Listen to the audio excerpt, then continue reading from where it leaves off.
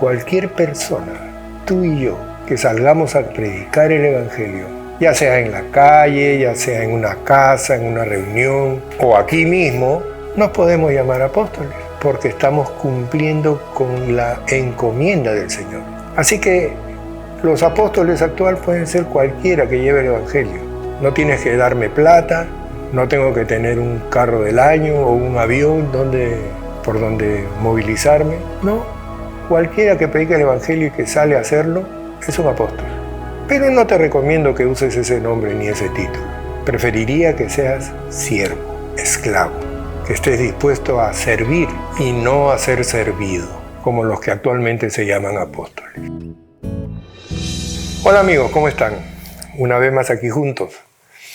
He recibido algunas preguntas y son muy interesantes, quisiera responderlas. Son muy interesantes en realidad. Vayamos con la primera. Dice, ¿es normal tener miedo a la muerte siendo cristiano? ¿Es normal tener miedo a la muerte siendo cristiano? ¿Ustedes qué opinan? ¿Es normal? El cristiano tiene la vida asegurada. Y como dice Pablo en algún pasaje, sobre todo en Filipenses, de que para él vivir es Cristo y el morir es ganancia. Si todo cristiano, como Pablo, como ustedes, como yo, si todo cristiano sabe que morir es ganancia, ¿deberíamos tenerle miedo a la muerte? Si todo cristiano sabe que estar con Cristo es muchísimo mejor, ¿deberíamos tenerle miedo a la muerte? Sin embargo, parece que algunos sí, le tienen miedo a la muerte. Pero yo quisiera ir un poco más allá. De repente no se trata del temor a la muerte. Tal vez lo que uno más teme sea el proceso de la muerte. Y ahí sí la cosa cambia. Porque uno quisiera simplemente partir a la presencia de Dios. De una manera súbita. Ya sea con el arrebatamiento o ya sea de una manera inesperada. Que te despierte, que se despierte o que amanezca, mejor dicho, sin vida. Y que del sueño pases a la otra vida sin ningún problema. Sin esa cosa dolorosa, difícil de aceptar, que es el proceso de la agonía, el proceso de la enfermedad. Y eso sí es difícil de entender. Mi padre, una persona entregada 100% al Señor Jesucristo, amante del Señor Jesucristo, anhelante del Señor Jesucristo.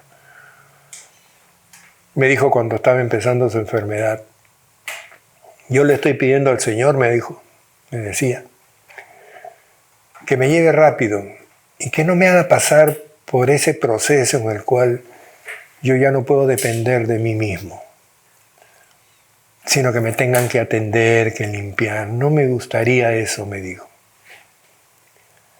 Sin embargo, él pasó por eso. ¿Por qué razón? No lo sé. ¿Por qué el Señor no le respondió como mi padre esperaba ser respondido? No lo sé. Pero lo que sí creo es que en ese proceso en el que mi padre entró ya en una etapa en la cual no podía depender de sí mismo y tenía que ser atendido en todo aspecto de su vida, él ya no tenía una conciencia muy clara de esto. Y quiero entender que el Señor tuvo la misericordia de apagarle la lucecita y que él no pudiera ser testigo de eso que tanto temía que sucediera. Yo creo que ese es el temor que todos tenemos, y yo me incluyo. El proceso, pero no a la muerte en sí misma. La muerte es un regalo de Dios. Es el inicio de una nueva etapa en nuestras vidas. El Salmo 23 Dice en su versículo 4, un salmo muy conocido por todos ustedes. Dice, aunque ande en valle de sombra de muerte, no temeré mal alguno, porque tú estarás conmigo. Tu vara y tu cayado me infundirán aliento. Qué precioso. No debemos temer. Honestamente se los digo, no debemos temer. El Señor sabrá pastorearnos en esos momentos. El Señor sabrá qué hacer, cómo lidiar con esos temores y con esa realidad que es el duro paso de la vida a la muerte. Entonces, como conclusión yo diría, sí, es normal tener miedo al proceso de la muerte siendo cristiano. Pero lo que no es normal, si es que eres cristiano evidentemente, es tenerle miedo a la muerte en sí. Así que, bueno, ahí dejo la respuesta. Espero que nos den algunos alcances. Si no están de acuerdo, si tienen algo que agregar, me gustaría que escriban y yo con gusto les responderé. Vamos a pasar a otra pregunta. Vamos a ver. Un pastor dijo que estaba prohibido comer pachamanca porque es una comida que sirve como tributo al dios andino, la Pachamama. La Biblia confirma estas prohibiciones. Toda la Biblia nos enseña de que los ídolos no son nada. Pero no siendo nada, nosotros no tenemos por qué inclinarnos delante de ellos, menos adorarlos, mucho menos servirles. Eso es muy desagradable para el Señor. Él abomina ese tipo de conducta. Pero también nos enseña el Señor que no siendo nada los ídolos, no deben significar nada para nosotros. En el caso, puntualmente, como dice acá la pregunta, de la comida. Yo no sé si esta persona conoce la Biblia o simplemente tiene este temor, pero Pablo se refiere específicamente a este caso. Y él dice, los ídolos no son nada. Por lo tanto, la comida que pongan delante de ti, si tú la santificas con la oración, puedes comerla con toda libertad, sin ningún temor, sin ninguna restricción, si tu conciencia así te lo permite. Si tu conciencia te pone dudas, mejor no lo hagas. Pero si tu conciencia te lo permite y tú estás en paz, sabiendo a quién sirves, disfrútalo, hermano.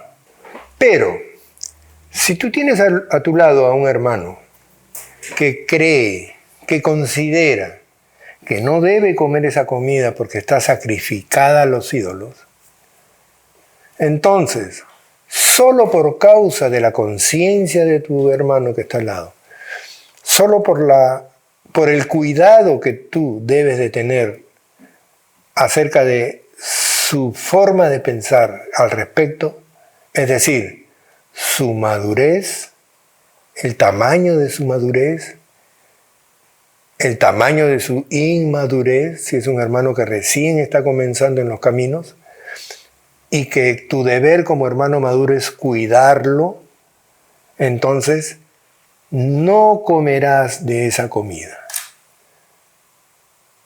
Aunque tú sepas que no tiene ninguna importancia hacerlo, no lo harás, por causa no de tu conciencia, sino de la conciencia de tu hermano.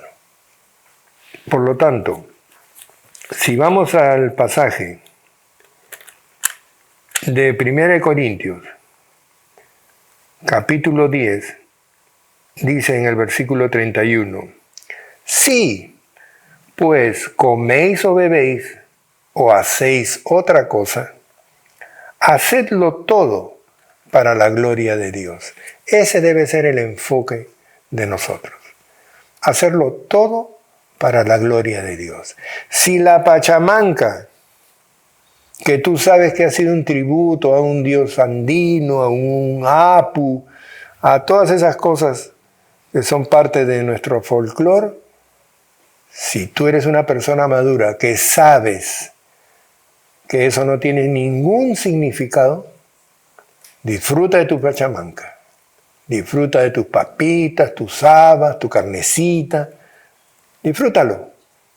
Pero si eso te trae alguna duda en el corazón, mejor no lo hagas, hasta que aprendas y entiendas bien lo que la palabra te enseña. Así de simple. Pasemos a otra pregunta. Esta pregunta sí, interesante también. Dice, una vez fui a una iglesia en donde todos comenzaron a hablar en lenguas. Debo reconocer que sentí mucho temor. Incluso algunos caían al suelo de manera violenta. Como cristiano, ¿debería acostumbrarme a estas actividades? ¿Son normales? Bueno, hay un punto muy claro con respecto a esto de las lenguas y de las expresiones excesivas de lo que se da en llamar el Espíritu Santo. No quiero menospreciar de ninguna manera, pero conociendo que nuestro Dios es un Dios de orden, no puedo entender cómo en una iglesia se pueda priorizar el desorden. Pero vamos de una vez a la palabra. En primer lugar, hablar en lenguas. Cuando uno dice hablar en lenguas, ¿qué es lo primero que viene a la mente? Sobre todo en el mundo cristiano. Hablar cosas que uno no entiende. Hablar en un lenguaje totalmente desconocido. Algunos dicen que es el lenguaje de los ángeles. Yo no entiendo, porque cuando los ángeles se han comunicado con los hombres, lo han hecho en su propio idioma y han sido perfectamente entendibles. ¿Qué significa eso de las lenguas? Yo creo que es una mala aplicación de lo que esto significa. Cuando en Pentecostés los apóstoles recibieron el don de lenguas, lo que recibieron, según la literalidad de la palabra en el idioma griego, ellos recibieron un fuego.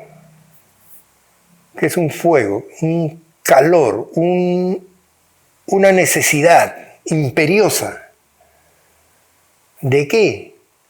De hablar idiomas. Nuestra Biblia traduce lengua. Pero si hubiera traducido en vez de lengua idiomas, no tendríamos este problema, créanmelo. Pero como la traducción es lenguas, entonces el primer error y lo primero que viene a la mente es aquellas figuras, esas fotitos, esas estampas donde están los hombres con unas llamitas de fuego en forma de lengüita. Eso nunca existió, evidentemente. El fuego era la pasión que ellos empezaron a sentir para salir y predicar el Evangelio de la forma que sea. Me refiero en el idioma que sea. Fue una necesidad imperiosa. Eso fue el fuego del idioma, en otras palabras. De tal manera que ellos bajaron, se encontraron con infinidad de personas de procedencias de distintos países y que hablaban distintos idiomas, y ellos predicaban el Evangelio y cada uno escuchaba en su idioma original. Ese fue el milagro. Más que ellos hablaran en ese idioma, el milagro fue que la gente entendiera en su propio idioma. Pero acá se ha querido poner como que la característica de la llenura del Espíritu Santo es hablar en un idioma que nadie entiende. Y Pablo, evidentemente guiado por el Espíritu Santo, les dice, no deben hablar más de uno, a lo mucho dos, siempre y cuando haya un traductor. Y si no hay el traductor, cállense. Cállense. ¿Por qué? Porque si empiezan todos a hablar en lengua y nadie entiende nada, ¿qué va a pasar? Va a pasar lo que le pasa a esta persona que me hace la pregunta. Sentí mucho temor. La Biblia dice, pensarán que ustedes están locos. Y eso es lo que sucede. Yo los invito a que visiten una iglesia donde se habla en lengua. Y la condición para que seas recibido y considerado como cristiano es que tienes que hablar en lengua. Y si obviamente, evidentemente, tú no sabes, ni entiendes, ni puedes hacerlo, pasa algo muy chistoso. Ellos te enseñan a hablar en lengua. Y te dicen que digas cualquier cosa. Abre la boca, bla, bla, bla, haz así, juega con tu lengua, bla, bla, bla, y solitas van a venir las lenguas, solitas van a venir las lenguas. Y hay gente que es muy crédula y termina pues hablando en lenguas. ¿Qué lengua? No sé. Pero entre ellos se entenderán, me imagino. Entonces, antes que si como cristianos deberíamos acostumbrarnos o no a estas actividades, debemos estudiar la palabra de Dios al respecto. Debemos estudiar, y si es posible, con el idioma original, porque el idioma original te aclara totalmente todas estas cosas. En algún momento haremos un estudio al respecto para que vean ustedes cuánto error hay en estas prácticas. Entonces, ¿son normales? Me dice, y mi conclusión es que no son normales. Porque Dios es un Dios de orden y porque Pablo lo dice además. No es normal. Pasemos a otra pregunta. A ver, vamos a ver. Dice, ¿cuán importante es el dolor y el sufrimiento para un cristiano? Buena pregunta. Primero tendríamos que ver si es importante el dolor para un cristiano. Si es importante el sufrimiento para un cristiano. Dice la palabra que a la iglesia le falta completar los padecimientos de Cristo. Cuidado. Eso es muy importante. Y también dice, y esto me gusta mucho, en la carta de Pablo a los Filipenses, en el capítulo 1, verso 29, dice esto. Porque a vosotros os es concedido, a causa de Cristo, no solo que crezcáis en Él, sino también que padezcáis por Él. Y si hacemos un análisis de esta frase, un poco desmenuzándola, podemos entender un poco mejor esto. Porque a ustedes o a nosotros nos es concedido, nos es dado, nos es entregado como si fuera un regalo adicional, como si fuera algo necesario para nosotros. Porque a ustedes, a nosotros, os es concedido a causa de Cristo, como consecuencia de nuestra relación con el Señor Jesucristo, como consecuencia de nuestra salvación, como consecuencia de nuestra comunión con Dios, el Señor nos ha permitido como una gracia adicional, como un privilegio inmerecido para nosotros, no solo que creamos en Él, lo cual ya es más que suficiente, sino también que padezcamos por Él. ¡Wow! Entonces, esto se pone bueno. El sufrimiento y el padecimiento por causa de Cristo es un regalo adicional para la iglesia, para ti y para mí. Y si no hay padecimiento y sufrimiento por causa de Cristo y su palabra, algo raro está pasando contigo. Si no te enseñan esto en tu iglesia, algo raro está pasando en tu iglesia. Porque la vida del cristiano no es una vida de risas, saltos, palmas, alegrías extremas. La vida de un cristiano está adornada de sufrimiento, de padecimiento, de aflicción, de dolor. ¿Te suena bonito esto? Espero que sí, porque esa es la realidad de la vida de un cristiano. Cuando eso no existe, no sé qué estará siguiendo. Pero mucho cuidado, no te olvides.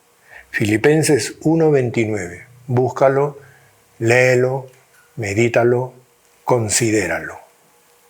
En estos tiempos, dice, esta también es interesante.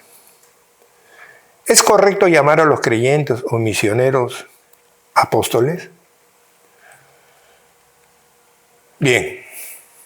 Primeramente, ¿qué cosa significa apóstol? La palabra apostelo en el griego significa enviado. Nada más. Enviado.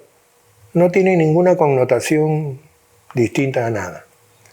Pero, para el Señor Jesucristo, sus enviados sí tenían una connotación especial. Eran escogidos por Él y eran asignados a misiones y empoderados con el poder de Dios y de su Espíritu. Entonces, los apóstoles de Jesucristo fueron unos, fueron 12 y tal vez algunos más, porque algunos se sumaron en esta labor. Pero guardaban algunas características además de eso. Eran considerados apóstoles los que habían convivido con el Señor, los que lo habían visto con sus ojos, los que le habían oído habían oído sus palabras y que vivieron con Él parte de su vida ministerial. En ese sentido, los apóstoles cerraron un ciclo cuando terminó esa etapa. Hoy en día se utiliza el nombre de apóstoles queriendo compartir esa misma atribución dada a aquellos por estos actuales apóstoles. Y como el nombre es bonito y es rimbombante, les gusta pues. Y se llaman a sí mismos apóstoles. Pero ¿sabes qué? Cualquier persona, tú y yo, que salgamos a predicar el Evangelio, ya sea en la calle, ya sea en una casa, en una reunión, o aquí mismo, nos podemos llamar apóstoles, porque estamos cumpliendo con la encomienda del Señor. Así que los apóstoles actuales pueden ser cualquiera que lleve el Evangelio.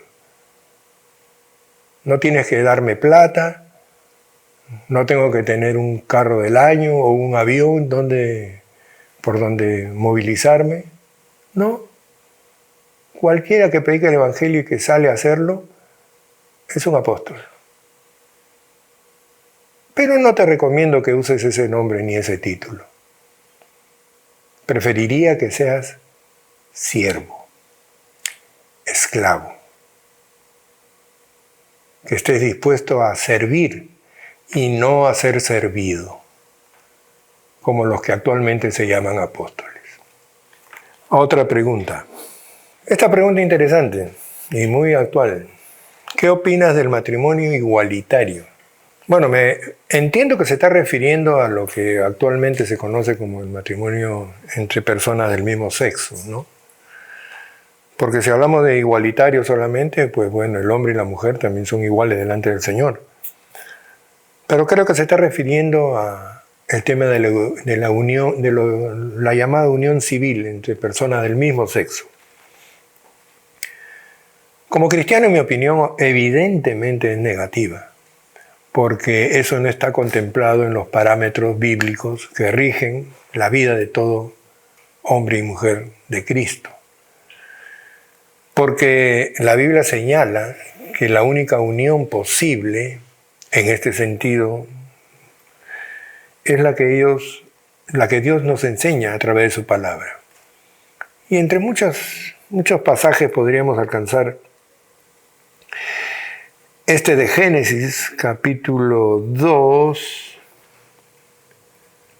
verso 24. El concepto es mucho más amplio, pero quiero tomar solamente este versículo.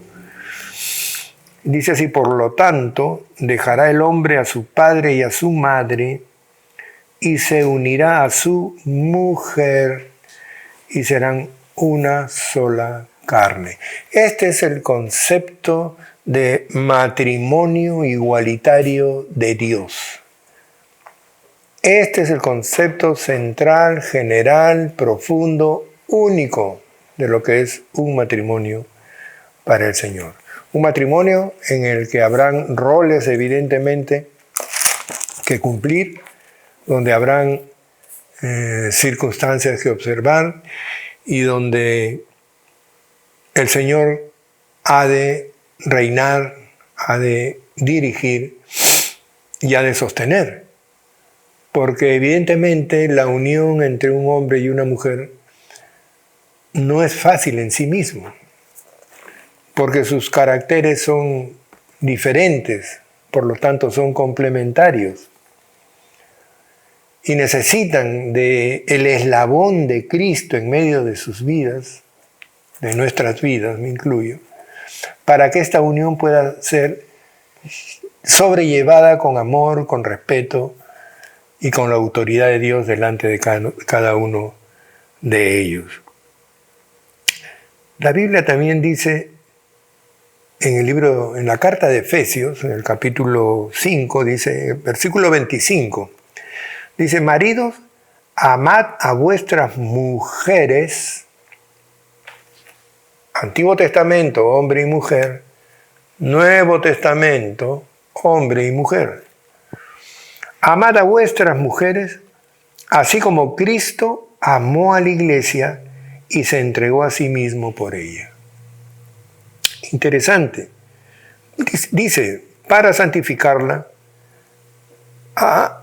habiéndola purificado en el lavamiento del agua por la palabra. Es decir, que la palabra de Dios sostenga esta relación. Maridos, amad a vuestras mujeres, y el parámetro de ese amor es sencillamente magistral. Así como Cristo amó a la iglesia y se entregó a sí mismo por ella. Así como Cristo amó a su iglesia y entregó la vida por ella. Así como Cristo amó a la iglesia y murió por ella. ¿Eres capaz de amar así a tu mujer? Solo con el Señor Jesucristo de por medio podrás obtener una respuesta. Pero lo más importante es que la palabra no observa ningún otro tipo de unión marital entre nadie que no sea un hombre y una mujer. Y cuando se han dado otras circunstancias, ustedes entenderán, ha sido condenatorio. El Señor arrasó con toda una población que tenía como práctica principal, no única, principal, este hecho de la inmoralidad sexual, ¿no? La convivencia entre hombres con hombres y mujeres con mujeres. Así que eso es lo que yo opino del matrimonio igualitario, que es una aberración de la enseñanza de Dios y que es un confrontamiento directo con Él. Con Él. No con la iglesia evangélica, no con cualquier otra iglesia que se oponga a este tipo de prácticas. Están yendo directamente contra Dios. Y eso es muy peligroso. No lo recomiendo. Así que, con esto creo que terminamos ya nuestra sección de preguntas y respuestas y espero poder estar con ustedes, seguir con ustedes más adelante. Si tienen algunas preguntas que hacer, escríbanos, con gustos las responderemos. Gracias. Bendiciones en el nombre de nuestro Señor Jesucristo.